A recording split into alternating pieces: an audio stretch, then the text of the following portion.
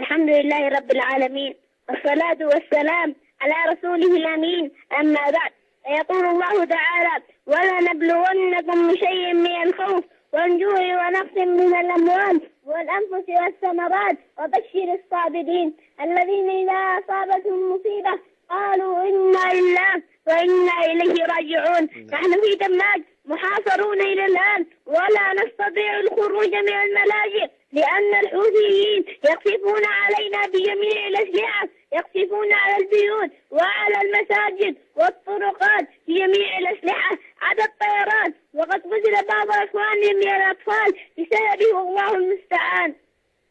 ونسأل الله سبحانه أن يكفينا شرهم بما شاء وأن يجعل الدائرة عليهم. وهذه كلمة أناشد فيها إخوان المسلمين كبارا وصغارا شيوخا وشبانا أن ينقذونا بعد الله وأن يتعلموا لآلامنا ويحزنوا لأحزاننا، فأنتم منا ونحن منكم. جاء العيد ولم نفرح كما فرح أبناء المسلمين، فلا لعب ولا حلوى ولا خروج التفسح ولا زيارة للأقارب والأصحاب، بل حبس بالملاجئ والأنفاق وضرب بالمدافع والدبابات والصواريخ والرشاشات. فما دون ذلك فنحن نتعلم بالليل والنهار ننتظر الفرج من الله عز وجل، فحالتنا شديدة جدا خاصة عند الأطفال والنساء وكبار السن وأصحاب الأمراض المزمنة مع قلة الدواء أو انعدامه والطعام أو شبه انعدامه وفقدان الماء. قلنا هذه الكلمة عملا لحديث النبي صلى الله عليه وعلى آله وسلم: المؤمن للمؤمن كالبنيان أو كالبنان يشد بعضه بعضا وشبك بين أصابعه. ويقول الله سبحانه: وإن استنصروكم في الدين فعليكم النصر، ولأن حكومتنا وفقها الله لم تقم بواجبها فندعو إخواننا في دول الجوار وغيرهم أن يتكرموا لإنقاذنا ورفع الظلم عنا، فإن الله يقول: إن هذه أمتكم أمة واحدة وأنا ربكم فاتقون.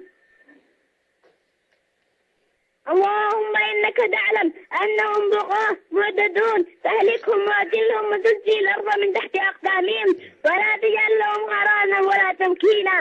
اللهم مكن منهم ولا تمكنهم علينا، وسلط عليهم ولا تسلطهم علينا.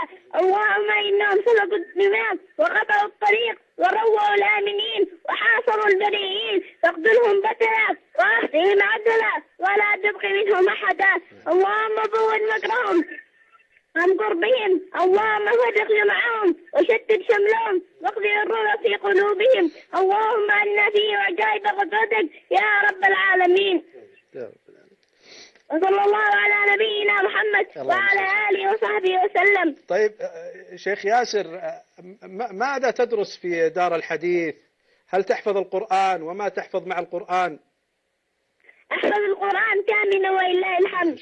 أحفظ الجزرية في التجويد وتحفظ الأطفال والأربعين النووية. غاربت الآن على الانتهاء من حفظ عمدة الأحكام، والآن لم أستطع حفظ شيء لأن الحوثيين شغلونا بسبب الحرب والحصار.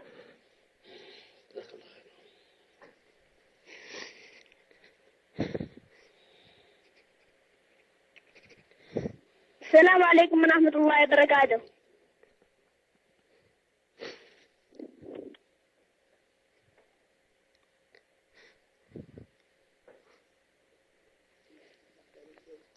خلاص يا دكتور. بارك الله فيك يا ولدي، ونفع بك الإسلام والمسلمين. آمين. شكر الله لك.